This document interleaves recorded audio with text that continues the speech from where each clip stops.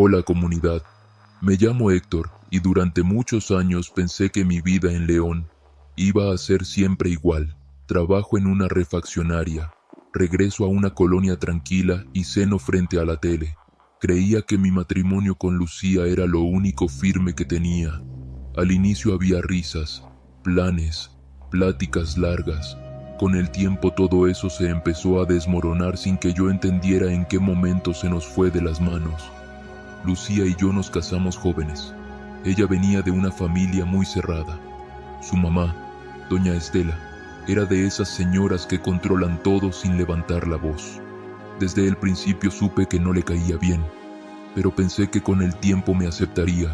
Nunca imaginé que esa mujer iba a seguir metida en mi vida incluso después de estar enterrada. Los últimos años de nuestro matrimonio fueron pesados. Yo trabajaba más horas, sentía un cansancio que no se me quitaba, y en la casa casi ya no hablábamos. Empezaron problemas que me daba pena mencionar, noches sin poder estar con mi esposa como hombre, pleitos por tonterías que terminaban en días de silencio, cosas que se caían solas en el departamento. Siempre había tensión, como si el aire estuviera cargado de algo que no se veía pero estaba ahí. Yo pensaba que todo era estrés. Lucía decía que estaba confundida, que no se sentía feliz, que algo dentro de ella se estaba apagando. Un día me pidió tiempo. Solo me dijo que necesitaba alejarse unos meses para pensar en su vida. Yo acepté porque no supe qué más hacer. Me quedé solo en el departamento, durmiendo mal y viendo la casa volverse más fría cada semana. Pasaron casi 3 meses. Yo ya me estaba acostumbrando a la idea de que mi matrimonio estaba casi muerto, cuando una tarde de domingo Lucía me mandó un mensaje. Me pidió vernos en un parque viejo del centro, donde antes, cuando éramos novios, comprábamos elotes y nos sentábamos a ver pasar la gente. El mensaje decía que tenía algo importante que contarme y que no podía hacerlo por teléfono. Esa tarde el cielo estaba raro. No llovía, pero había una capa gris encima de la ciudad. Cuando llegué al parque lo sentí distinto. Los juegos estaban casi vacíos, las bancas llenas de polvo y los árboles, muy altos, dejando sombras largas sobre las veredas. El aire olía a hojas secas. Me senté en la misma banca donde años atrás le había pedido a Lucía que fuera mi novia, y sentí un hueco en el estómago. Lucía llegó unos minutos después. Bajó de un taxi y se veía diferente, más flaca, con otra postura. Traía el cabello recogido y una bolsa cruzada. Caminó hacia mí y se sentó a mi lado sin abrazarme. Me saludó bajito y no me miró directo. Pensé que me iba a decir que ya estaba con alguien más o que quería el divorcio. En lugar de eso, empezó a hablar de algo que no esperaba. Me dijo que llevaba semanas yendo con una curandera en una colonia del otro lado de la ciudad. No había ido por mí ni para salvar lo nuestro, sino porque ya no aguantaba la sensación de estar cargando con algo que no era suyo. Contó que desde que era adolescente, todas sus relaciones habían terminado igual. Al inicio, todo bien.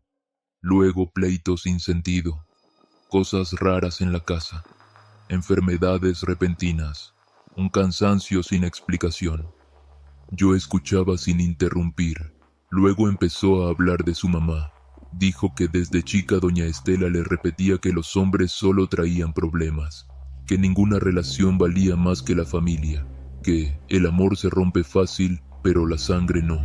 También me dijo que de joven la castigaba dejando las semanas sin hablarle por haber salido con algún novio. Después me contó algo que, según ella, nunca le había dicho a nadie. A los 15 años, una noche, se levantó al baño y encontró a su mamá en la cocina, de madrugada, con la mesa llena de fotos y velas gastadas. Doña Estela estaba quemando una de las fotos y murmurando nombres que Lucía no reconoció. Al verla, solo le ordenó que se regresara a dormir.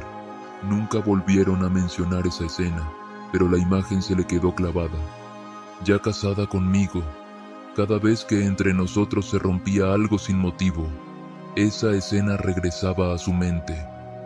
Decidió ir con la curandera cuando se dio cuenta de que la historia con los hombres se repetía igual, como si siguiera un patrón.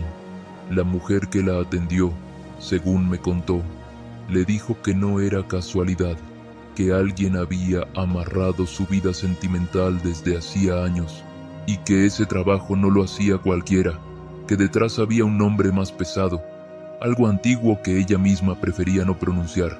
Tampoco podía negar lo que yo había vivido, problemas íntimos que nunca antes había tenido, una flojera extraña, esa sensación de que en el departamento no estábamos solos. Mientras Lucía hablaba, el aire del parque se hacía más frío, las ramas se movían lento, como si estuvieran tratando de escuchar. Después del funeral de doña Estela, me dijo, ella y una tía se encargaron de limpiar la casa. Era una casita vieja en una calle empinada. Revisando un closet del cuarto principal, Lucía encontró una caja de galletas metálica envuelta en una bolsa negra. La tía se fue a la cocina y ella se quedó sola. Abrió la caja ahí mismo. Adentro había recortes de papel, pedazos de listón con nombres escritos, cabellos atados y varias fotografías dobladas y amarradas con hilo rojo. Lucía me dijo que en cuanto vio la primera foto supo que algo estaba muy mal. No quiso decirme ahí todos los detalles, pero me adelantó que estaban las caras de casi todos los hombres con los que había salido desde la prepa. Algunos ya ni los recordaba, otros sí, pero de todos tenía claro que las cosas habían terminado feo. Ahora, en sus manos, tenía pruebas de que su mamá había hecho algo con sus imágenes. Mientras me contaba eso, yo miraba alrededor del parque. No había mucha gente, pero sentía como si alguien más estuviera parado detrás de los árboles. El viento se levantó de golpe y una serie de hojas secas cruzó frente a nosotros. Me froté las manos porque me dio frío de repente, como si el sol se hubiera escondido. Lucía abrió la bolsa que traía cruzada, sacó un sobre de papel manila, doblado varias veces, y me lo entregó sin verme. Dijo que esa era la razón real por la que me había citado, que lo que había descubierto no solo explicaba su pasado, sino también cosas que nos habían pasado a nosotros dos. Cuando tuve el sobre en las manos sentí un rechazo raro, como si algo ahí adentro no quisiera ser tocado. Lo abrí. Adentro había varias fotografías viejas, todas con un olor a humedad mezclada con copal. La primera que saqué era una imagen de cuando recién nos habíamos casado. Estábamos en una fiesta familiar. Reconocí el salón por las luces del techo, pero mi cara no estaba completa. Alguien había raspado mis ojos con algo filoso hasta borrarlos. Donde deberían estar, solo quedaban manchas grisáceas. La boca también estaba tachada con tinta negra. Sentí que se me aflojaban las piernas. Volteé otra foto. Era un tipo que no conocía, abrazando a una Lucía más joven en lo que parecía una feria. Los ojos de él también estaban raspados. En la parte baja de la foto, a la altura de su cintura, alguien había clavado una espina seca, atravesando el papel justo donde ningún hombre quisiera ser herido. En ese momento empecé a relacionar los problemas que había tenido los últimos años, los comentarios cortantes de doña Estela, las noches en que despertaba con un dolor inexplicable en la parte baja del abdomen. Y todavía no era lo peor. Lucía me dijo que esas fotos no eran todo lo que había encontrado en la caja. Me aseguró que, entre los papeles y los nombres escritos, aparecía una palabra que ella no había escuchado nunca. Un nombre al que la curandera se refirió como el que estaba por encima de todos, y que ni ella quiso repetir en voz alta cuando lo leyó. Cuando escuché eso, el viento volvió a soplar con más fuerza y sentí clarito cómo la sombra de uno de los árboles se alargaba hacia nuestros pies, como si la misma tierra se estuviera acercando para oír lo que venía después. Lucía me contó que, después de encontrar la caja en el closet de su mamá, sintió un mareo fuerte, como si alguien la hubiera jalado del estómago. Dijo que en cuanto vio esas fotos amarradas con hilos rojos, supo que algo la estaba observando desde dentro de la misma casa. No era solo la culpa o los recuerdos, era una presencia que respiraba junto a ella. Cerró la caja y la guardó en su bolsa sin que la tía la viera. Esa noche no pudo dormir. Se despertó varias veces sintiendo pasos detrás de la puerta de su cuarto en la casa de su mamá, aunque sabía que estaba sola. Al día siguiente decidió buscar a la curandera. Ese lugar quedaba en una colonia cerca de la vía del tren, donde las banquetas están todas quebradas y huele a tierra húmeda aunque no haya llovido. Lucía dijo que apenas entró. La mujer la miró como si ya supiera todo lo que traía encima. Sin que Lucía hablara, la curandera le pidió que sacara la caja metálica. La mujer tomó las fotos, una por una, y dijo que eso no lo hacía cualquier persona, que quienes realizan trabajos así no buscan dañar solo un vínculo, sino la vida entera de alguien. Le explicó que doña Estela había usado técnicas antiguas, de esas que casi nadie conoce, porque no vienen de rezos comunes, sino de cosas más viejas que las mismas tradiciones. La curandera le dijo que detrás de lo que su mamá hacía había otra fuerza. No era un simple odio, ni una obsesión por controlar su vida sentimental. Lo que estaba detrás era un nombre que, según la mujer, era mejor no repetir. Un nombre que aparecía en uno de los papeles que Lucía había encontrado, escrito con tinta oscura y letras alargadas.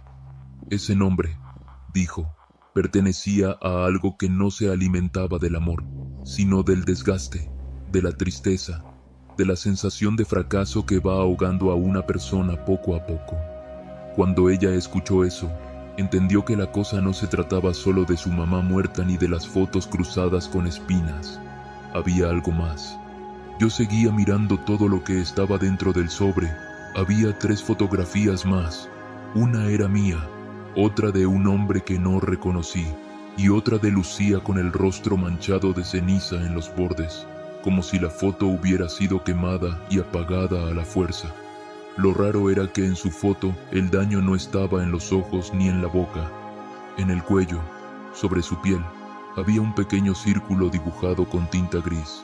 No entendía ese símbolo, pero algo en él me provocó un escalofrío que me recorrió la nuca. Lucía me dijo que ese círculo era la marca que la curandera había tratado de romper con las limpias, que según ella, doña Estela había dejado esa marca antes de morir, no físicamente, sino en su energía.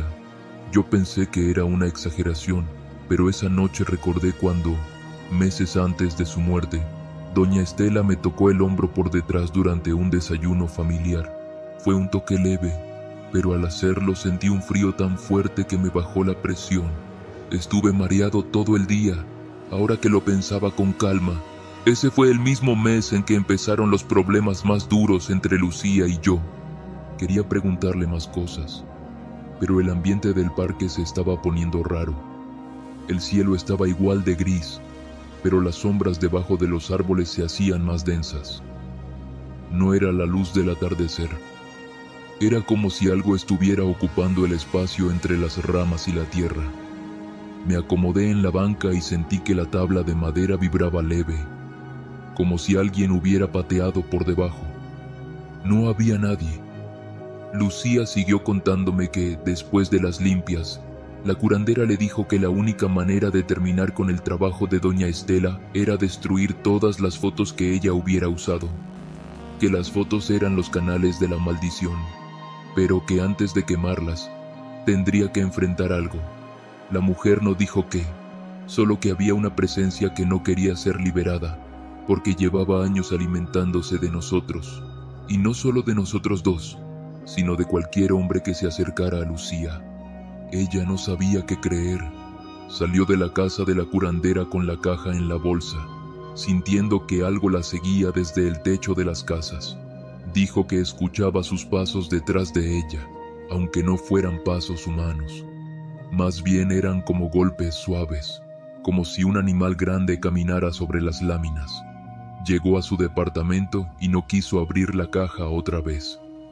La guardó en un cajón y trató de dormir, pero durante la madrugada escuchó ruidos en la cocina, cubiertos moviéndose solos, el refri abriéndose y una sombra cruzando el pasillo sin hacer sonido. Cuando llegó la mañana, decidió apartarse de mí. Me pidió tiempo porque sentía que si seguíamos juntos, algo nos iba a arrancar la vida por dentro. Ella no me lo dijo así, pero ahora lo entendía.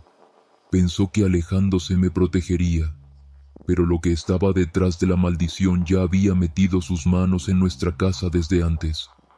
Lucía me pidió que siguiera viendo las fotos. Yo no quería, pero algo en mí decía que tenía que hacerlo. Revisé otra imagen y me quedé frío. Era una foto mía, solo, de cuando tenía 20 y tantos. No recordaba haberla tomado. Mi cara estaba completa, pero detrás de mí había una figura oscura.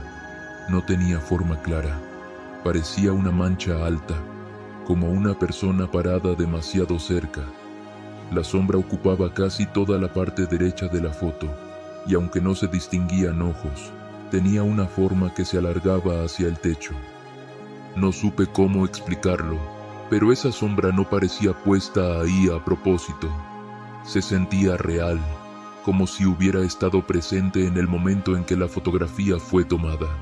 Sentí una presión en el pecho y me incliné hacia adelante para respirar mejor. Lucía me dijo que esa sombra había salido en varias fotos suyas también, cuando era más joven. No sabía que su mamá las guardaba.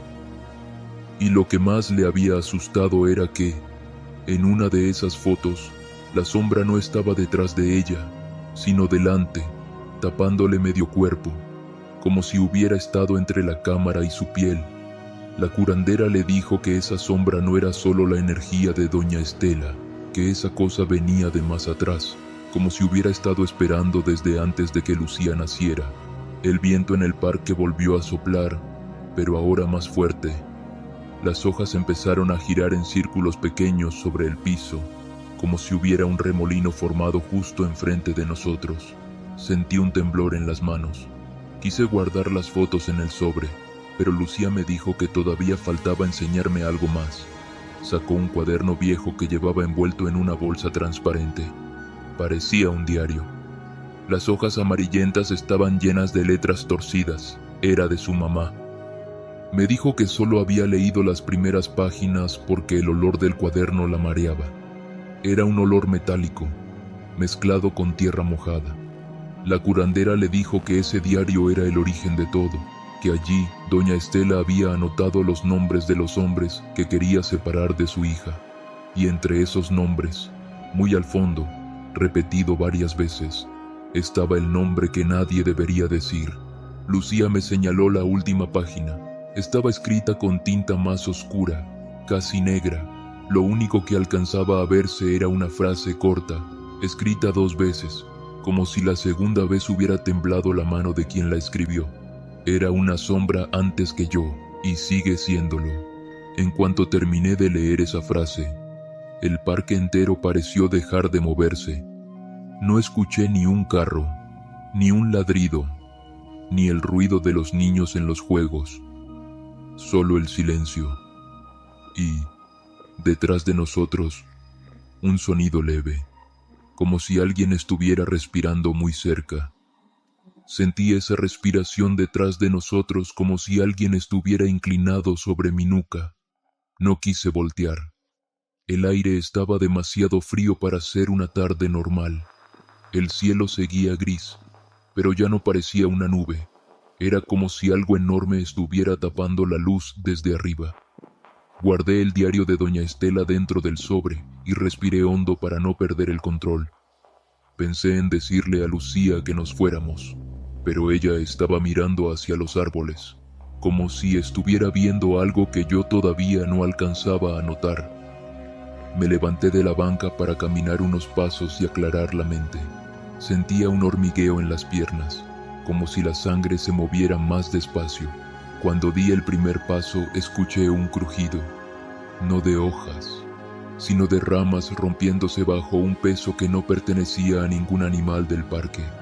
Miré hacia el lado derecho y lo vi.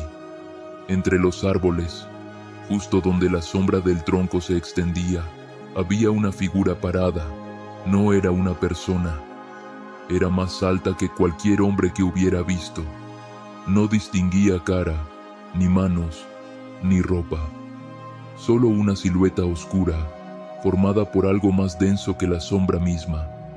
No se movía, pero la forma parecía respirarse a sí misma, inflándose y desinflándose muy despacio, como si estuviera viva. Cuando traté de enfocarme, noté que no proyectaba sombra propia. Era como un hueco en la luz.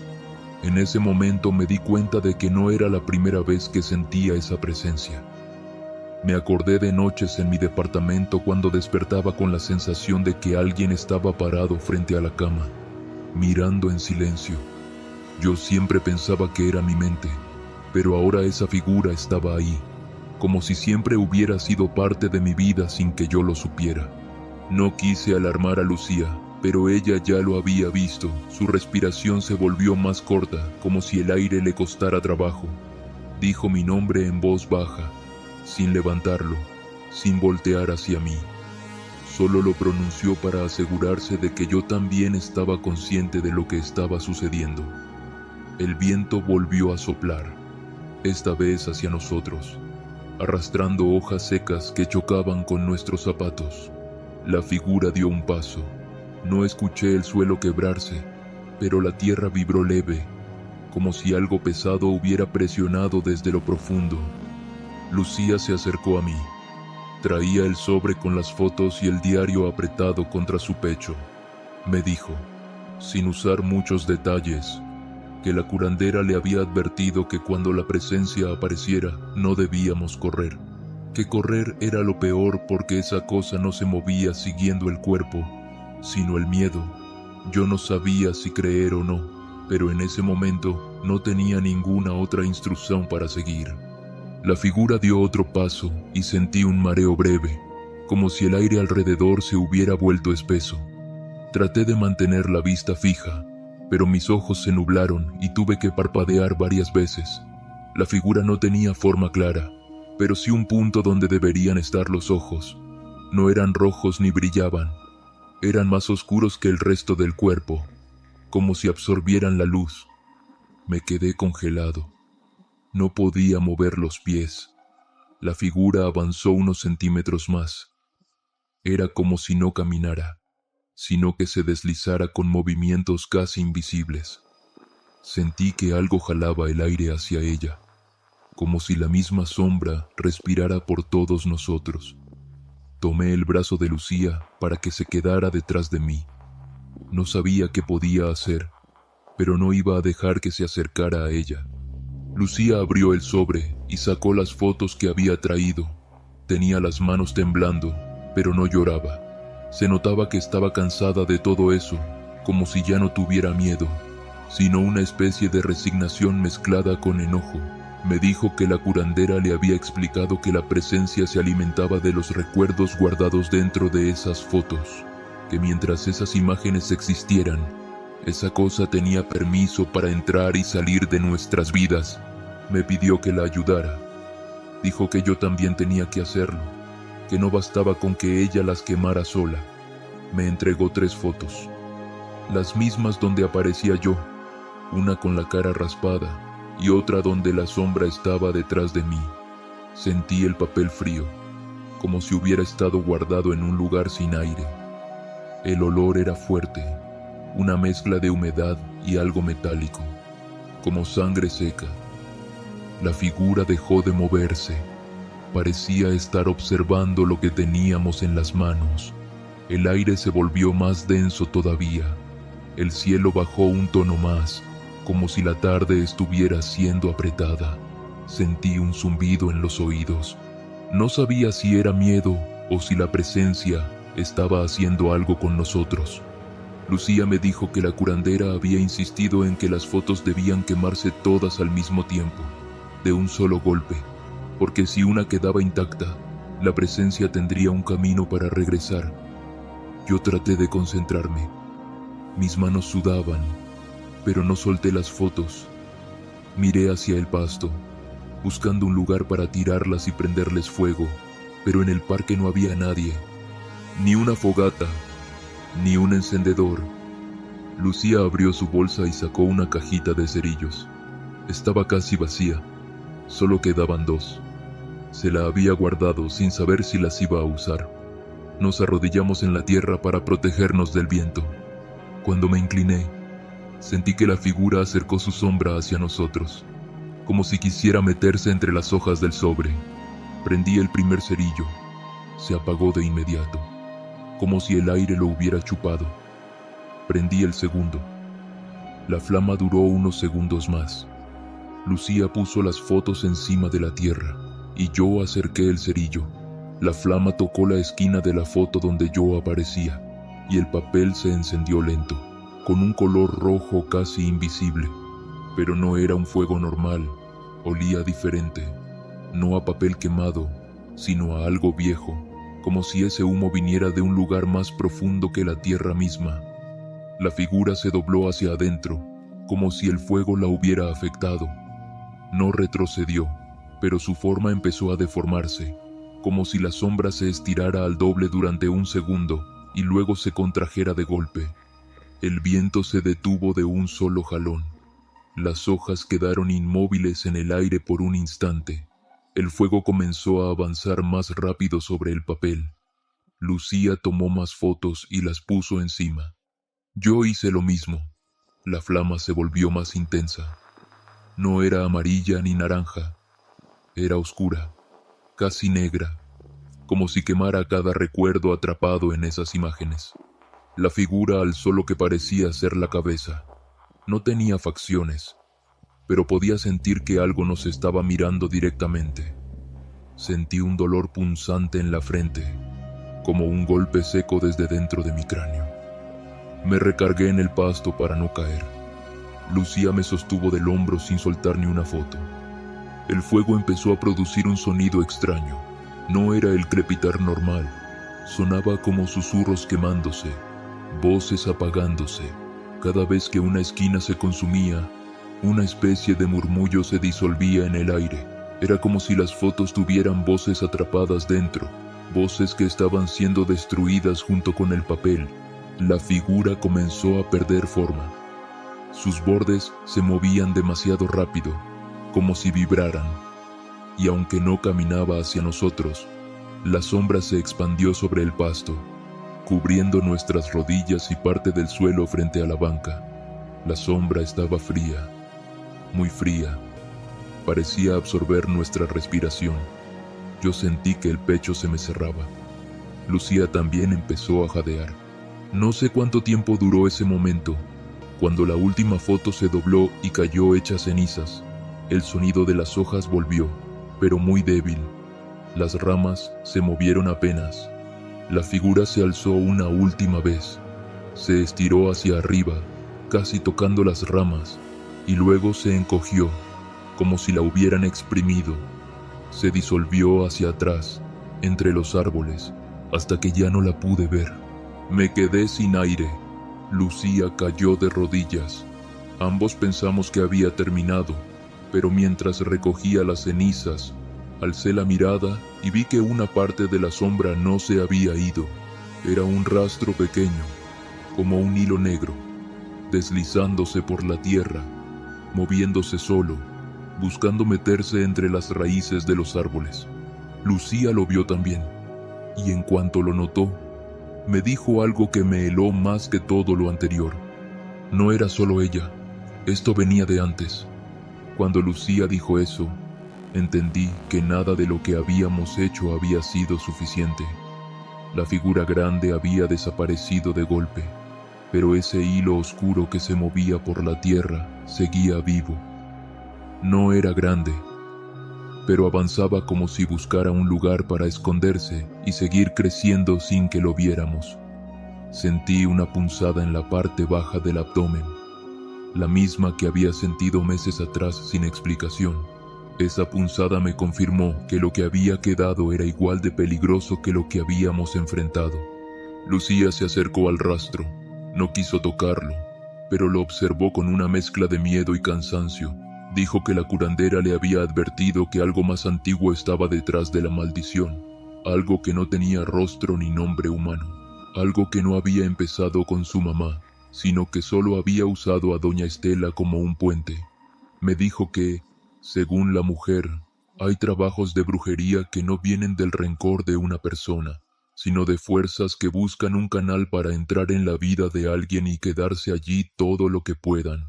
El rastro oscuro se detuvo por un segundo, como si escuchara que hablábamos de él. Después, se hundió entre las raíces del árbol más grande del parque, como si la tierra lo hubiera absorbido sin dejar marca. Yo hubiera querido creer que eso significaba que todo había terminado, pero no era así. El aire no recuperó su temperatura normal. Las ramas seguían moviéndose con un ritmo extraño, sin viento suficiente para justificarlo, y la sensación de estar siendo observado permaneció, más tenue, pero presente. Lucía recogió las cenizas con cuidado, como si no quisiera dejar ni un pedazo de foto en el pasto. Las guardó en una bolsa pequeña que había traído. Me dijo que la curandera le había insistido en que no se debían dejar restos visibles, porque cualquier fragmento podía convertirse en un camino para que esa presencia regresara. Mientras ella guardaba todo, yo miré hacia el fondo del parque. Entre los árboles, justo donde la figura se había desvanecido, había un espacio más oscuro que los demás.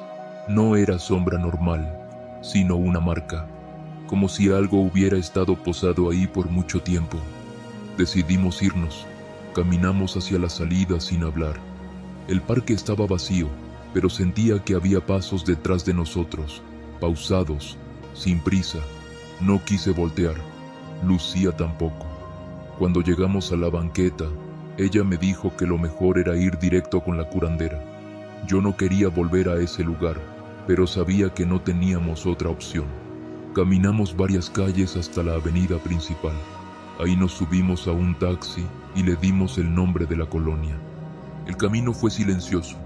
Observé por la ventana. Cada vez que pasábamos por una calle más oscura, veía una sombra moverse entre los postes, como si se deslizara por las paredes. No era la figura grande que habíamos visto en el parque. Era algo más pequeño, pero igual de inquietante. Un movimiento rápido, casi imperceptible, que seguía el auto a distancia. Cerré los ojos para no verlo más. Cuando llegamos a la casa de la curandera, ya estaba oscureciendo. La mujer vivía en una casita de lámina con piso de cemento, en una calle sin pavimento. Lucía tocó la puerta. Al poco rato, la curandera salió. Era una señora de unos 60 años, con el cabello recogido en un moño y la mirada muy cansada. En cuanto vio la bolsa con las cenizas, nos hizo pasar sin hacer preguntas. Por dentro, la casa olía a hierbas quemadas. Había veladoras apagadas por todos lados y un altar pequeño con figuras de barro. Lucía le entregó la bolsa. La curandera la abrió y revisó las cenizas con cuidado. Después miró a Lucía primero, luego a mí. Nos dijo que habíamos logrado romper la parte más pesada del trabajo, la parte que había hecho doña Estela, pero que lo que se había movido al final, ese rastro que se deslizó por la tierra, no era algo que pudiera destruirse con fuego. Nos explicó que ese rastro pertenecía a una presencia antigua, una que no actuaba por voluntad propia, sino por hambre. Dijo que esas fuerzas aparecen cuando alguien, vivo o muerto, les abre la puerta. En este caso, doña Estela había sido la puerta, y aunque la hubiéramos cerrado parcialmente quemando las fotos, la presencia ya conocía nuestros nombres, nuestros rostros, y los rincones de nuestra vida donde podía meterse sin ser vista. Lo dijo con calma, pero su mirada lo decía todo. No estábamos libres. Lucía le preguntó si había una manera de terminar con eso de una vez por todas. La curandera negó con la cabeza. Dijo que, cuando una presencia así queda suelta después de destruir el canal original, se comporta como un cuerpo sin dueño. Busca dónde aferrarse, dónde reconstruirse, dónde seguir alimentándose. Y aunque no podía seguir controlando del mismo modo que cuando tenía las fotos, sí podía intentar volver. Nos recomendó no ignorar nada, ni un ruido, ni un sueño extraño, ni una sombra moviéndose en la casa, porque, según ella, lo que queda después de un trabajo de ese tipo siempre intenta regresar a los lugares donde encontró alimento por primera vez. Guardó la bolsa de cenizas en un frasco y la selló con cera. Nos pidió que nos fuéramos y que no volviéramos a abrir ninguna caja, ningún cajón o bolsa que hubiera pertenecido a doña Estela. Nos dijo que algunas cosas deben terminar enterradas, literalmente o en el olvido, y que, si la presencia intentaba regresar, lo sabríamos, no porque se manifestara de inmediato, sino porque nuestra casa empezaría a sentirse diferente. Ese fue el aviso que más me inquietó. Salimos de la casa de la curandera ya de noche. Las calles estaban casi vacías. Caminamos hacia la avenida para tomar otro taxi. Antes de llegar a la esquina, escuché pasos detrás de nosotros. Eran pasos lentos, pero muy claros. Volteé sin pensar. No había nadie. Lucía me tomó del brazo y me dijo que siguiéramos caminando, que estaba empezando a sentir algo en el ambiente, como si la presencia no hubiera esperado ni una hora para volver a buscarnos. Cuando llegamos a la avenida, subimos al primer taxi que se detuvo. Mientras avanzábamos por la calle, pasamos junto a un edificio abandonado. En una de las ventanas del segundo piso vi una figura parada, inmóvil. No era tan grande como la del parque, pero tenía la misma forma indefinida, como hecha de sombras más densas que la oscuridad. Parpadeé y la figura ya no estaba. Lucía se dio cuenta de que me tensé. Me preguntó qué había visto, pero no quise decirle. Solo le pedí que no se separara de mí los próximos días. El taxi siguió su camino hasta dejarnos cerca de su departamento. Cuando bajamos, sentí que el aire estaba más helado que de costumbre. No había viento, pero las sombras en las paredes parecían temblar. Subimos las escaleras. Antes de llegar al último escalón, escuché un golpecito detrás de nosotros. Era suave, como si tocaran con los nudillos una superficie hueca. En la pared del descanso, donde la luz apenas llegaba, había una mancha oscura. No se movía, pero tampoco tenía forma fija. Era como si estuviera respirando. Abrí la puerta del departamento. Entramos. En cuanto cerré, sentí un peso en el ambiente. No era cansancio ni miedo. Era una certeza que me atravesó por dentro como un cuchillo frío. Lo que habíamos visto en el parque no se había quedado allá. Había entrado con nosotros. Esa noche, mientras intentábamos dormir, escuché pasos en la cocina. Pasos lentos, arrastrados, que avanzaban sin prisa. Lucía estaba despierta también. Ninguno de los dos se movió. Yo solo apreté los dientes y esperé a que dejara de sonar, sabiendo que no era la casa lo que sonaba, sino algo que ya se había quedado con nosotros.